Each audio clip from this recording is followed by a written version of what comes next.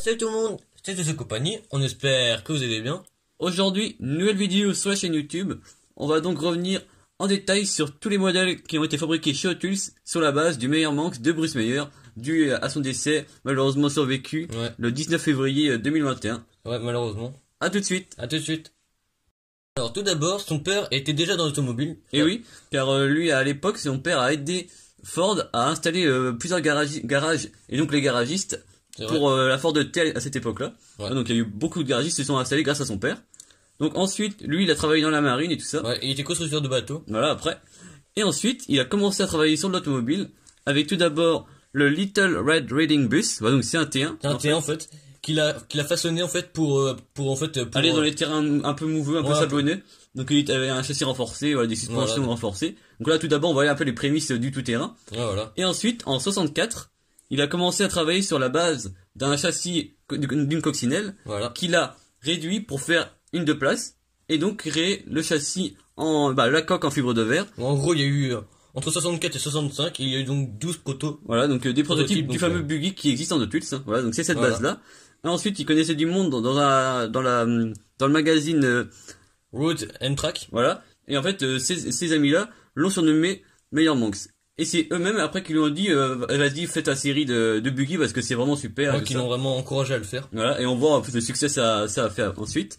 Donc entre 65 et 71, il y a eu énormément de buggy quand même. Hein. Il y en a eu 7000 vendus. Voilà, donc dans son usine, c'est lui qui est fabriqué avec bien sûr des employés et tout ça. Donc pas Bruce Meyer cette fois-ci. Voilà, donc aux États-Unis, en Californie. Vraiment superbe. Et donc ça c'est basé sur une coccinelle, sur un châssis de coccinelle qui raccourcit pour la version de place, car il y a également une version 4 places. Voilà. Donc ça c'est le châssis originel, hein, bien sûr. Mais du coup, pour ce qui est du châssis de place entre guillemets, il y a eu donc c'était bien sûr ils ont bien évidemment pris le moteur de la coccinelle. Voilà, donc ça pour tous les châssis c'était tout le temps le même moteur que de la coccinelle. Parce que le moteur était très fiable et facile à réparer. Pour les pièces c'était très simple. Donc voilà, donc on va regarder tout en détail les véhicules qui sont sortis chez Hot Wheels. Est aujourd'hui très populaire, hein. C'est vrai, car depuis la sortie du buggy, il y a eu 250 000 répliques dans le monde, donc basé et inspiré du buggy de Bruce Meyer.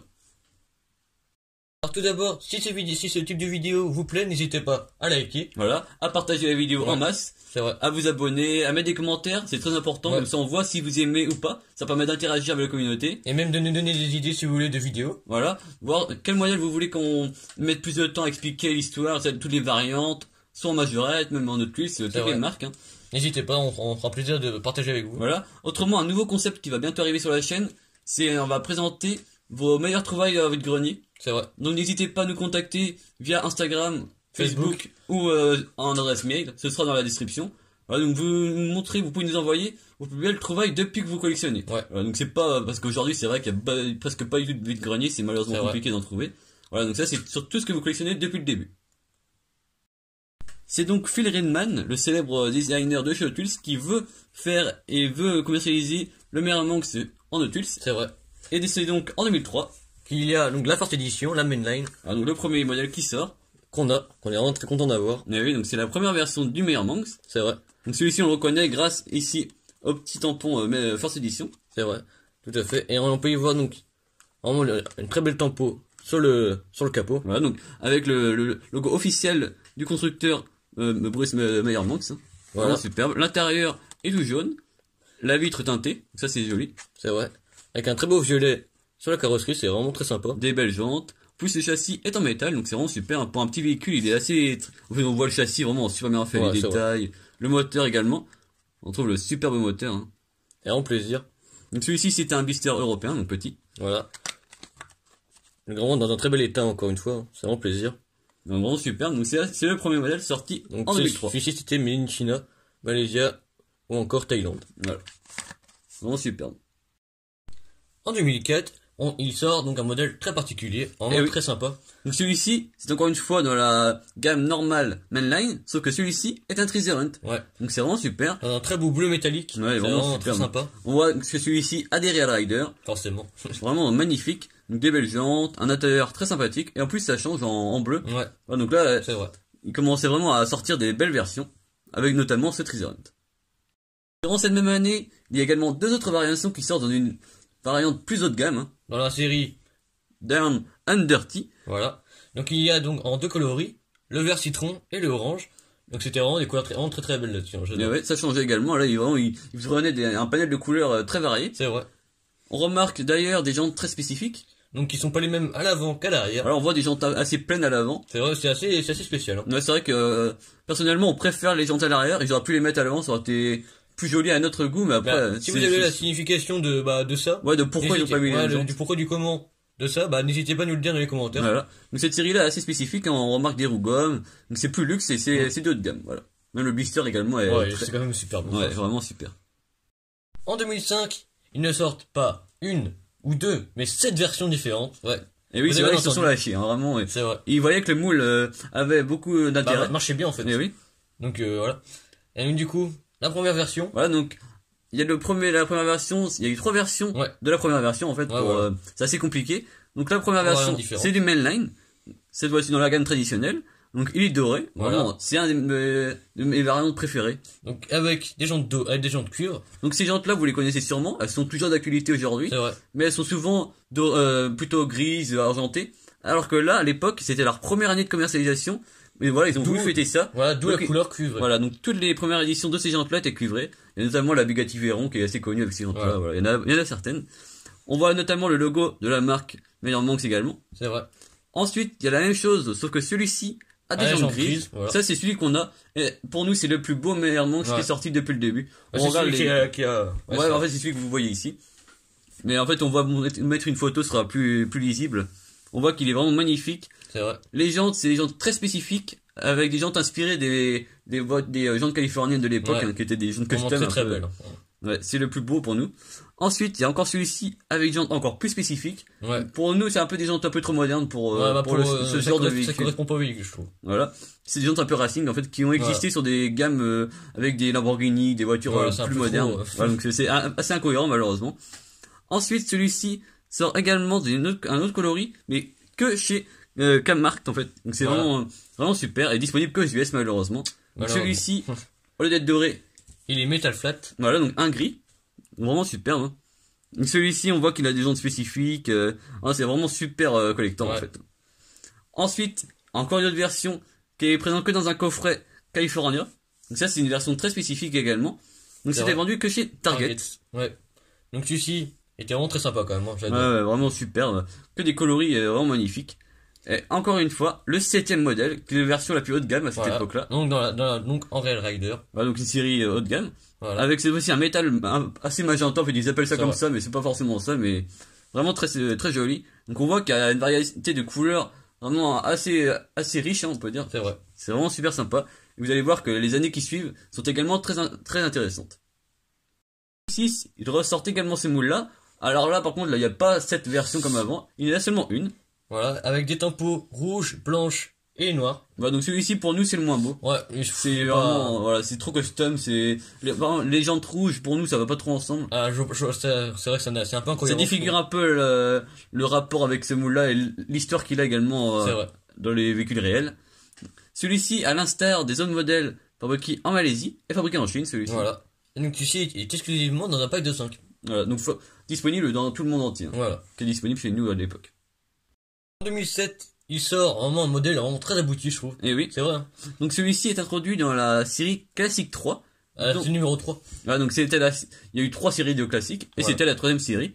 Donc cette série-là a pour objectif de rendre des moules américains très connus, ou des moules, voilà, comme le Buggy, voilà, des moules mythiques, en fait, de chez Hot Wheels. Et tous ces moules-là avaient une peinture SpectraFlamme. Voilà, donc comme les Redline, pour vous donner un petit repère. Donc, comme le Buggy, comme celui-ci, par exemple, celui-ci, il est rose, avec des SpectraFlamme rose. Voilà, rose, blanc, voilà, vraiment, celui est vraiment magnifique. Ça, il est vraiment très beau. Donc, à chaque fois, il y avait des moules comme ça, il y a eu des Mustangs, voilà, des Chevelles, voilà, tout ce que vous connaissez.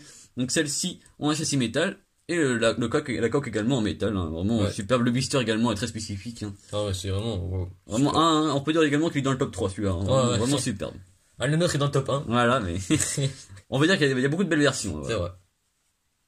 5 ans après son introduction chez Hot Wheels. Donc, en 2008. Et oui. Le Buggy sort cette fois-ci sous une version assez spécifique. C'est vrai. C'est une version, en fait, c'est du mainline traditionnel. Sauf que celles-ci sont vendues exclusivement sur le web, donc soit sur leur site internet ou des revendeurs peut-être. D'où le nom de la série.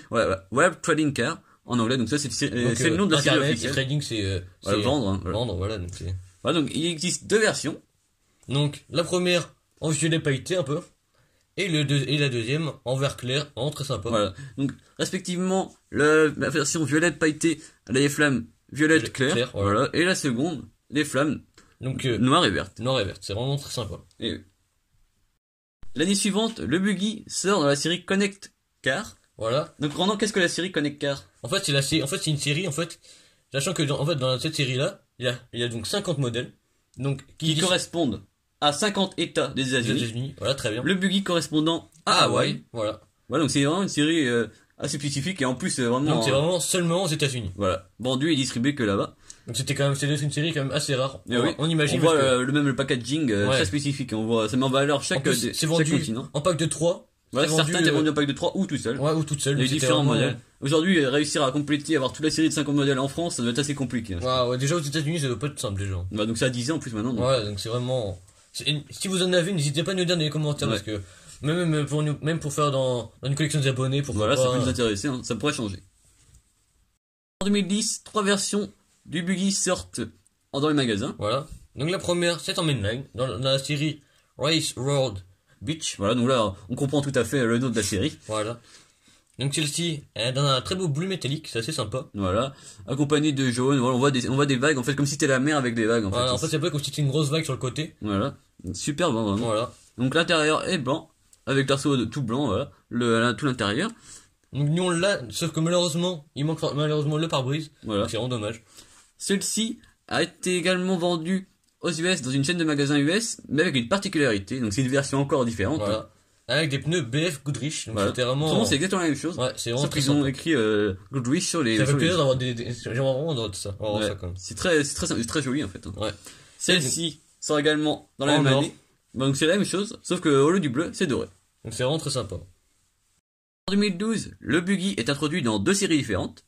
Donc la première, c'est dans la série The Hot One, qui veut dire, en gros, c'est façon un peu vintage, un peu. Voilà. Ils reprennent des jantes 5SP ou des choses comme ça. À chaque fois, ça va être des véhicules qui vont reprendre les décorations de l'époque avec des blisters époque, en fait. Ouais, c'est vraiment façon époque, donc c'est. Vraiment super. J'adore ce genre de série-là. Il y a plusieurs séries de ce style-là. C'est vraiment super. Franchement, entre nous, il y a vraiment que des beaux moules. Il y a que ça.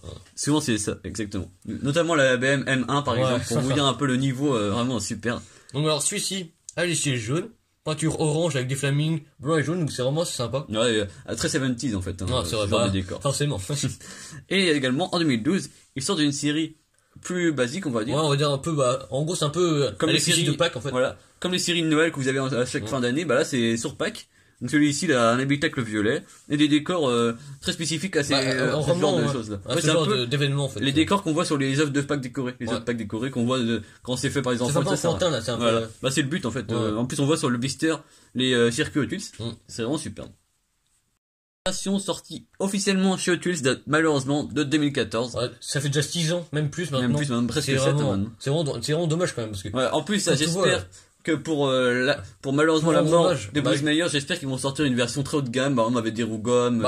En espérant même la version originale avec le rouge comme le premier prototype.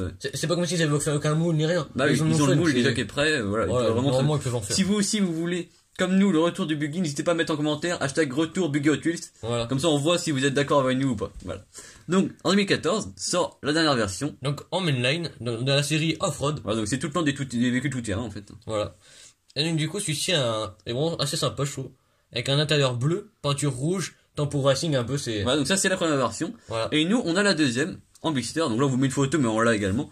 C'est la même chose que au lieu qu'il soit bleu, il est avec un intérieur noir. Avec une peinture dorée avec des tampons également racing. C'est quand même des plus beaux également. Ouais. En fait, il reprend un peu le décor original de celui qu'on a, qui est également très sympa. C'est que le doré est un peu plus jaune, un peu plus. Entre celui-ci et la version rouge, n'a pas le blason Buggy Manx sur le capot, alors que l'autre là est également sur le blister. Ouais, donc c'est bien, en plus il y a une petite différence de blister. Donc c'est là, on arrive à la fin de la vidéo. Si vous avez plu, n'hésitez pas à liker, à vous abonner, sans du la petite cloche qui est très importante pour ne louper aucune vidéo. Partagez un max parce que vraiment, pour qu'on arrive aux 1000 abonnés, quand 1000 abonnés, il y aura un énorme concours. Voilà, et en plus là c'est pour rendre hommage à une personne qu'on adorait. En tant que fan miniature et en tant que fan VV de base et Chalin. Voilà, donc on est vraiment très heureux de pouvoir faire une vidéo. On rend hommage un petit peu à notre échelle entre guillemets. C'est vraiment intéressant. Si vous aussi vous voulez qu'on présente vos collections en vidéo, n'hésitez pas à nous contacter sur nos réseaux sociaux, Instagram, Facebook, ou autrement en adresse email. Voilà. Ou alors, si vous avez aucun de tout ça, n'hésitez pas à vous manifester dans les commentaires. On essaiera de pouvoir communiquer ensemble. Trouver une solution. À plus.